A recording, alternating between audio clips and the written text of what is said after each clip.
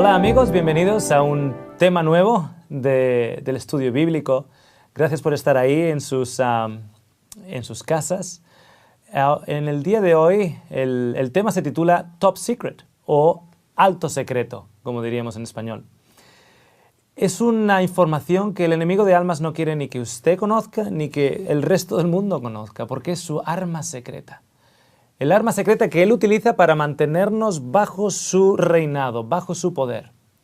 Para ello me gustaría comenzar con una historia real que me ocurrió a mí, a mi familia.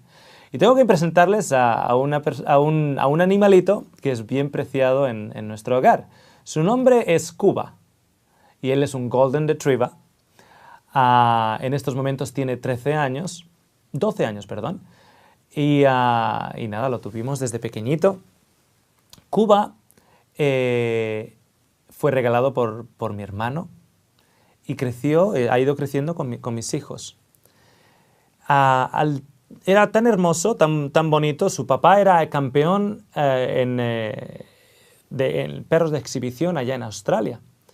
Y claro, él salió también un perrito bien hermoso. Un día íbamos por la calle y unos vecinos lo vieron y nos pararon y dijeron: oye, ¿habría alguna posibilidad de que vuestro perro, Cuba, fuera cruzado con nuestra perra? Y su perra se llamaba Bella. Así que nosotros dijimos, bueno, no tenemos ningún problema. Y ellos dijeron, no, les vamos a dar, o les damos un cachorro o les damos el precio de un cachorro. Y claro, estos perritos allá en Australia, si son de pura sangre, el cachorro cuesta $700 australianos. Así que pensamos, bueno, el perrito va a tener un tiempo libre en el cual se lo va a pasar bien y al mismo tiempo recibimos este dinero. Así que llegó el tiempo, nos llamaron por teléfono y nos dijeron, bueno, Bella está en celo y está en el 10º día, lo podrían traer mañana. Así que efectivamente llevamos a Cuba al día siguiente y al poco tiempo Bella tuvo cachorros y nos dieron $700. Pero como yo estaba muy ocupado ese año en particular y mi esposa también con niños pequeños, decidimos que íbamos a comprar otro perrito que le acompañara a Cuba para que no estuviera tan aburrido en la parte de atrás de la casa. Así que trajimos a la casa a Jessie. Jessie también una Golden Retriever con un carácter muy vivo y se convirtió evidentemente en la compañera de Cuba. Le volvía loco, le mordía, era muy inquieta. Al cabo de un tiempo recibimos otra llamada de teléfono de estos mismos vecinos y nos dijeron, oye, ¿cabe la posibilidad de que otra vez nos dejen a Cuba para cruzarla con Bella y que tengan cachorros? Y el mismo negocio de antes, les damos $700 o un cachorro. Así que yo en el teléfono en ese momento sentí que tendría que haber dicho no. Pero dije sí. ¿Alguna vez se han sentido en esa situación en la cual ustedes saben que tienen que decir no, saben que tienen que resistir a una tentación en particular, pero sin embargo es como que hay un empujón, como una especie de fuerza que al final acaba usted diciendo sí o haciendo lo que sabe que no es correcto? Bueno, el caso es que a la semana me llaman de vuelta y me dicen, Bella está en el 7º día de celo, en 3 días más te vamos a llamar para confirmar cuando traigas a Cuba. Así que yo en el teléfono nuevamente dije sí. Me voy a la cama y ahí está mi esposa y me ve un poquito triste y pensativo y me dice, ¿qué te pasa, Oscar? Le digo, ¿sabes esa gente, esos vecinos que nos han pedido a Cuba para cruzarlo con su perra? Y me dice, sí, creo que debería decir que no. ¿Por qué? Dice mi esposa, son $700 y no hay nada malo en el hecho, el perrito va a estar contento y para nosotros son $700, los $700 que prácticamente han caído del cielo. Ok. Al 10º día me llaman. Bella está en el 10º día de celo. ¿Lo traes mañana? Y yo nuevamente dije sí. Me voy a la cama. Y mi esposa me sigue viendo pensativo y me dice, ¿qué es lo que pasa? ¿Por qué no quieres llevar a Cuba? Pero me daba tanta vergüenza decirle a mi esposa lo que estaba pasando por mi mente. Le digo, no, no te preocupes, no puede ser. Es una tontería, estoy pensando tonterías. Mañana lo llevo. Y decidí, mañana lo llevo. ¿Sabes qué? Normalmente no tengo problemas para dormir, pero esa noche no pude dormir. A las 4 de la mañana me levanté, me fui a la cocina, abrí mi Biblia y empecé a leer la Biblia. A las 5 de la mañana se levanta mi hijo, por aquel entonces tenía recién 4 años, y se sienta aquí en mis piernas, mientras el papá seguía leyendo la Biblia. Y le digo, Nicolás, hoy vamos a llevar a Cuba con vela para que tengan cachorritos. Y mi hijo me mira y se pone triste.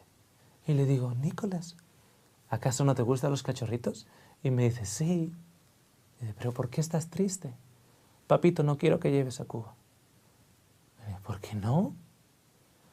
Porque, papito, si no está bien para un papá ir fuera de la casa con otra mamá y tener hijos con otra mamá, Cuba tiene a Jessie. ¡Ah! Le dije, Señor, ¿cómo puede ser que estés utilizando un niño de 4 años para decirme algo que ya estabas tratando ya unas cuantas semanas en advertirme? Yo no entendía por qué el Señor me estaba pidiendo eso. Me di cuenta que iba a significar una confusión en la mente de mi hijo. Iba a significar que mi hijo iba a estar un poquitito confuso en esos asuntos. Tenía solo 4 años. Posiblemente ahora es mayor y no tendría los mismos asuntos mentales. Pero por aquel entonces, y yo desconozco cuáles hubiesen sido las implicaciones de ello, mi hijo entendía que era mal que el perro nuestro, teniendo allá una perrita como su compañera, fuera a ser pasado a otros simplemente para procrear. Así que le miré a mi hijo y le dije, vístete, vamos a ir a la casa de los vecinos y le vamos a decir que nos vamos a llevar a Cuba. Así que allí aparecemos a las 7 de la mañana, mi hijo y yo. Esta familia está comiendo desayuno en la típica casa australiana. Y yo entro por la puerta, mi hijo entra por la puerta y no hay perro. ¿Y dónde está el perro?, me dicen. El perro no viene hoy. ¿Está bien? ¿Le ha pasado algo? No, el perro está bien, pero el perro no viene hoy. ¿Por qué? ¿Cómo voy yo a decirle a esta gente que el perro no viene porque mi hijo piensa que ese perro estaría cometiendo adulterio? Ya de por sí soy raro porque soy cristiano. Ya de por sí soy raro porque guardo un día, el día sábado, que la Biblia indica como día de reposo, pero no es la mayoría de la cristiandad el día que guarda. Y ahora voy a ir a la casa de esta gente secular australiana y les voy a decir, mi hijo piensa que el perro estaría cometiendo adulterio. ¿Saben qué, amigos? Se lo dije. Pensaba, tierra, trágame. Claro, estos australianos son muy simpáticos y muy diplomáticos, así que me miraron, me sonrieron y me dijeron, bueno, te respetamos. Mira, yo no sé, cuando dejamos esa casa igual comenzaron a reírse, igual a saber lo que dijeron. Pero te voy a decir una cosa.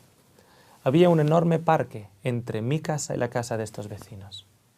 Y yo sabía en ese momento, desconociendo de todas maneras qué implicaciones más había en este asunto, sabía que por alguna razón Dios quería que hubiese actuado de la manera que actué. Y la satisfacción en el corazón de haber hecho algo que Dios quería que hiciéramos fue maravillosa.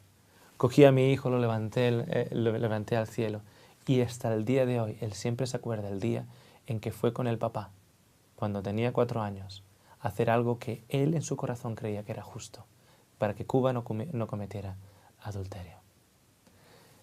Claro, que esta historia se la conté a una amiga y ella tiene una tienda de animales y la amiga se empezó a preocupar porque ella tiene diferentes periquitos y ella los mezcla todos. No es esa la moraleja de la historia. La moraleja de la historia es cuando el Señor me pidió algo, esa batalla de decidir por lo correcto. Y lo correcto siempre va a ser lo que el Señor nos pida, aunque a veces desconozcamos las consecuencias o los motivos. En este caso yo desconocía que había una batalla dentro del entendimiento de mi hijo pequeño. Hay una asociación un complejo mental del que Satanás se aprovecha de nosotros. Si leemos aquí en Génesis 3:15, la Biblia nos dice, cuando Dios habló a la serpiente, pondré enemistad entre tú, serpiente, y la mujer, y entre tu simiente y su simiente. Él te herirá en la cabeza, y tú lo herirás en el calcañar. Sabemos que desde el principio existe una enemistad entre aquellos que pertenecen a la serpiente y aquellos que pertenecen a la simiente de Dios. En otras palabras, aquellos que son de la simiente de Dios van a sentir una enemistad contra las cosas del enemigo. Y aquellos que pertenecen al enemigo van a sentir una enemistad con las cosas de Dios. En el Nuevo Testamento, en el libro de Romanos, encontramos nuevamente esa palabra enemistad. En Romanos 8, del 7 al 8, leemos lo siguiente. Por cuanto la intención de la carne es enemistad contra Dios. De hecho, el siguiente versículo nos dice lo siguiente. Ya que la mente puesta en el lado de la carne es enemiga de Dios, porque no es sujeta a la ley de Dios, pues ni siquiera puede hacerlo. Y los que están en la carne no pueden agradar a Dios. Muchas veces tenemos que entender, y yo tengo que explicar a muchos cristianos, cuando ellos en su celo por proclamar las verdades y por proclamar los caminos del Señor, indican a aquellos que no son cristianos, que no tienen pacto con Dios, y les dicen, ustedes tienen que dejar de hacer adulterio, ustedes tienen que dejar de mentir, tienen que dejar de romper el sábado, tienen que dejar de usar el nombre de Dios en vano, etcétera, etcétera, etcétera. El caso es que la Biblia es bien clara. Como nos decía el libro de Romanos, cuando nosotros no hemos hecho un pacto con Dios, cuando Dios no es el Salvador de nuestras vidas, el que nosotros intentemos guardar la ley moral de Dios es una imposibilidad, porque nuestra misma carne, nuestros propios deseos están en enemistad con los principios divinos de Dios. Es algo que tenemos que entender. Muchos de nosotros vivimos frustrados porque sabemos lo que es bueno, sabemos lo que tenemos que hacer, sabemos lo que moralmente es lo adecuado. Sin embargo, nos falta ese poder, nos falta esa voluntad, nos falta ese deseo realmente interno que nace de dentro para elegir lo bueno. Y la razón por ello es porque Dios no es parte en nuestras vidas. Eso es lo que le pasa al mundo, al mundo en general, cuando al mundo se le pide que guarde los mandamientos de Dios sin el Dios de los mandamientos. No se puede guardar los mandamientos de Dios sin el Dios de los mandamientos. Por eso la Biblia es bien clara. Si me amas, guarda los mandamientos. El ser moralmente un ciudadano moral, siguiendo los principios cristianos, sin el Cristo de esos principios, es una imposibilidad. Déjame mostrarte una gráfica. En esta gráfica vemos la personalidad del hombre. El hombre está formado de poderes altos y poderes bajos. En los poderes altos tenemos el razonamiento, el intelecto y la conciencia. En los poderes bajos tenemos las emociones, los sentimientos, las pasiones, las afecciones y los deseos. ¿Por qué los llamamos a los deseos o a las afecciones o las pasiones poderes bajos? No porque en sí sean malos, sino porque estos poderes bajos han de estar sujetos a los poderes altos. En otras palabras, yo puedo, por ejemplo, desear algo y ese algo ser algo perfectamente idóneo, pero solo es idóneo si está de acuerdo a los poderes altos. En otras palabras, si mi razonamiento, si mi intelecto y si la palabra de Dios así lo aseguran.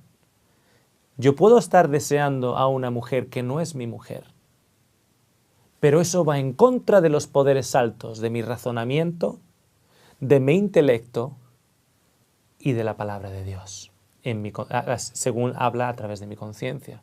Entonces, un deseo en sí es amoral, en principio, Y lo que lo hace correcto o incorrecto son esos poderes altos, el razonamiento, el intelecto y la conciencia de acuerdo a la palabra de Dios.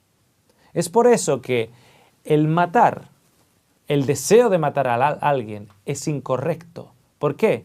Porque va en contra de lo que la palabra de Dios asegura y lo asegura a través del razonamiento, el intelecto y nuestras conciencias. Bien, ahora les quiero mostrar una añadidura a este gráfico. Cada vez que nosotros estamos enfrente de una situación, hay un voto que es puesto por los poderes altos y hay un voto que es puesto por los poderes bajos. Cuando yo deseo algo, mi cuerpo, mis deseos, mis sentidos ponen un voto. Al mismo tiempo, para la misma situación, la palabra de Dios, a través de nuestro razonamiento, intelecto y conciencia, ponen otro voto. ¿Entienden lo que acabo de decir? Un deseo que yo tenga, mi carne, mis sentimientos y mis sentidos dicen, vota que sí y toma esto que está enfrente tuyo. Al mismo tiempo, mi conciencia y mi razonamiento, según están sensitivizados por la palabra de Dios, me puede decir, ese sentimiento es correcto, también vota que sí, con lo que en general toda la persona apuesta por ello. O me puede decir lo contrario, me puede decir, eso que tu carne y tus sentimientos te están diciendo, coge o acéptalo, yo te digo mi palabra, eso es pecado. Entonces, porque mi palabra está como poder alto, está por encima de tus sentimientos. El problema con nuestros padres originales, con Adán y Eva, es cuando Eva vio, es parte de sus sentidos, tocó esa fruta, parte de sus sentidos, y comió esa fruta, parte de sus sentidos también, por encima de los poderes altos de la palabra de Dios, cuando Dios dijo, de ese fruto no comerás. Cuando Eva aceptó a los poderes bajos de los sentimientos como la normativa de sus decisiones, hizo que su propia carne y que sus propios sentidos fueran el Dios de su vida, en lugar del Dios de los poderes altos y la palabra de Dios. Bien, a través del sacrificio de Cristo, Cristo nos da ahora un voto especial. Aquí en la gráfica lo definimos en amarillo. La voluntad del ser humano también tiene un voto. Y ese voto de la voluntad del ser humano ha sido ganado por sangre, ha sido ganado a través de Jesús y de su sacrificio. Es esa enemistad que Dios habla en Génesis 3:15 cuando le dice a la serpiente, a ti voy a poner enemistad entre tú y la mujer, y entre tu simiente y la simiente de la mujer. Esa enemistad ha sido ganada por Cristo Jesús. Esa capacidad de votar, esa capacidad de que tu voluntad puede poner un voto, y es el voto decisivo, ha sido ganado por Cristo. Entonces, vamos a ilustrar. Cuando yo estoy ante una situación, los poderes, una situación, digamos, un poquito comprometida. Vamos a poner un ejemplo. El de robar un objeto, por ejemplo. ¿Okay? Hay un objeto en una mesa y es un objeto atrayente para mí. Mi carne y mis sentimientos están diciendo, cógelo. Entonces, mis poderes bajos están diciendo, coge eso. El Señor me dice, ¿por quién va a guiar tu vida? ¿Los poderes bajos o los poderes altos? Si tú coges de eso, me dice Dios en su palabra, a mi conciencia, a mi razonamiento y a mi intelecto, a través de los poderes altos, su palabra me dice, no robarás. Mi carne, mis deseos, ven a ello y dice, si yo me robo este iPhone, que yo no tengo un iPhone, Y estos teléfonos móviles de ahora son muy caros. Lo cojo, le cambio la tarjeta SIM y ahora ya es mío. Eso es lo que los poderes bajos me están diciendo. En ese momento, Dios ha puesto un voto y tu carne ha puesto lo otro. Y tú eliges. Y el mayor secreto guardado por Satanás es el siguiente, que en todas situaciones tú puedes elegir.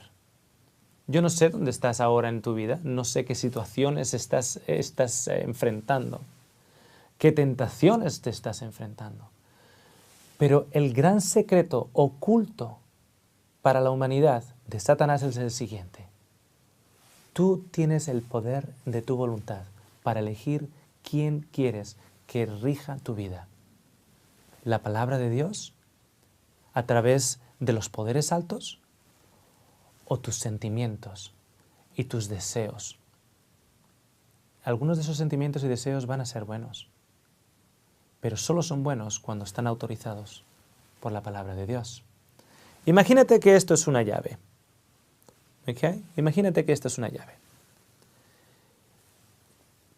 Dios extiende su mano y Satanás extiende su mano. Tú eres el dueño de esta llave, pero hay unas normas del juego. Tú no puedes mantener la llave en tu mano. Tú tienes que tomar una decisión en qué mano quieres poner esa llave. O en la mano de Dios o en la mano de Satanás. Esta llave es tu voluntad. Esta llave es tu voto. Dios pone sus opciones, su voto. Satanás pone a través de tus cuerpos, de tu cuerpo y de tu sentimiento, pone su voto. Y Dios, a través del sacrificio de Cristo, te ha dado a ti el voto decisivo. ¿Debería yo ir con esa mujer que no es mi mujer? Sí, aprovecha el momento, me dice Satanás. Mi carne me dice, aprovéchalo. Nadie se va a enterar. Solo va a ser un rato. No es nada sentimental. Es simplemente aprovechar la ocasión. Dios me dice, no cometerás adulterio, Óscar. ¿Quién rige tu vida? ¿El poder alto o el poder bajo? Tú eliges. Cuando yo pongo la llave del voto de mi voluntad en la mano de Dios, no hay nada que este tipo de acá, de la derecha, pueda hacer para quitarlo. Él no se la puede quitar a Dios. ¿Sabes quién se la puede quitar a Dios? Tú. Así que tú estás ahora con Dios, has elegido que no vas a cometer adulterio. Estás aquí con Dios. Pero por este lado de aquí, si bien el enemigo no puede coger la llave, porque tú la has puesto allá, te puede seguir hablando al oído y decirte, Óscar, todavía es tiempo, todavía hay tiempo, aprovecha el momento. Y si bien Él no puede quitar tu voluntad de la mano de Dios, tú sí puedes. Tú puedes cogerla nuevamente y ponerla en el otro lado. Eso se llama caer a la tentación. ¿Por qué hemos caído? Hemos caído porque hemos pasado de ser guiados por el poder alto a haber caído bajo. Las decisiones que nos encontramos diariamente son un ejercicio de nuestra voluntad. Desde levantarnos hasta la ropa que nos vamos a poner, todos son ejercicios de la voluntad. Algunos no tienen significado eterno o consecuencias dramáticas. ¿Qué tipo de corbata o qué tipo de camisa? Pero otros tienen unos significados eternos. El caminar del cristiano es el siguiente. Cuando nosotros ya hemos dado nuestro corazón a Dios, el Señor nos pone una llave en nuestras manos. es entonces, recuerda, este voto de voluntad es ganado por Cristo Jesús y puesto en nuestras manos, pero no en las manos de cualquiera. No en las manos de cualquiera, porque la carne, aquellos que viven en la carne, aquellos que no quieren saber nada de Dios, ellos están en enemistad contra Dios. Aquellos que reciben este voto de voluntad y pueden elegir los caminos de Dios y sus mandamientos, son aquellos que ya han aceptado el sacrificio de Cristo. Porque recuerda que esta llave, este voto, es puesto en tu mano para que tú elijas y ha costado la sangre de Cristo. Él es el que pone la enemistad. Él es el que te da la oportunidad de votar a través de su sacrificio. Entonces, cuando yo ya he aceptado a Cristo en mi corazón, Él me da el poder. ¿Cuál es ese poder? Es el poder del Espíritu Santo, que aumenta el volumen de la voz de Dios en nuestros corazones, nos recuerda todo aquello que Dios ha dicho, nos convence del pecado y nos da la oportunidad y el poder de votar. Históricamente, según nuevas democracias fueron naciendo en el mundo moderno, el derecho a votar fue un derecho ganado muchas veces a través de la muerte y el derramamiento de sangre. El hecho de que el pueblo ya no pudiera votar. Luego el hecho de que las mujeres pudieran votar. Fueron circunstancias dramáticas que costaron la vida de muchas personas para ganar por ese derecho. En nuestro caso, el derecho a votar para hacer lo bueno también costó la sangre. En este caso, la sangre de Cristo. Sin Cristo, tú estás automáticamente inclinado a un lado. Por eso, por mucho que tú moralmente sepas qué es lo correcto, no tienes el poder de elegir lo correcto. Y estás condenado a seguir mancillado, a seguir cayendo, a seguir desesperado, a seguir encarcelado en un mundo sin ninguna esperanza y ser guiado por la carne y ser guiado por las emociones y ser guiado por tus sentimientos. No hay esperanza. Estás en enemistad contra Dios. Aquel que nos da la amistad con Dios es Cristo. Nos da la amistad y nos da el ejercicio de nuestra voluntad.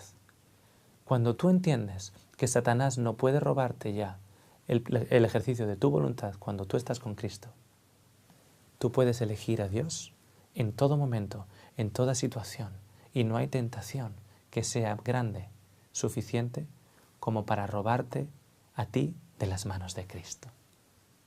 Elige bien, elige a Cristo hoy.